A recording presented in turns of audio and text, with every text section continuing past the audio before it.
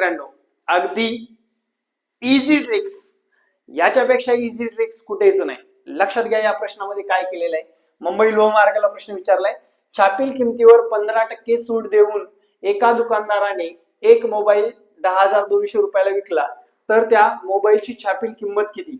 Simple आहे मित्रांनो, टक्के सूट म्हटलंय, कमी झालंय म्हणून आपण काय करू, 10,200 ला 100 मधून 15 गेले 85 ने भागून घ्यायचं आणि इंटू 100 करायला विसरायचं नाही.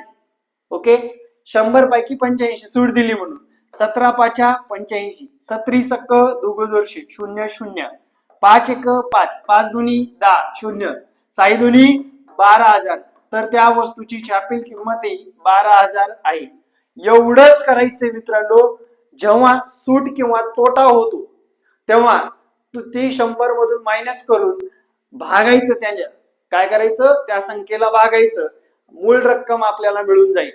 लक्षात आलं? समजलं असेल तर फॉलो करायला विसरू नका. अशाच नवनवीन ट्रिक्स आपण घेऊन येत असतो. जय महाराष्ट्र, धन्यवाद.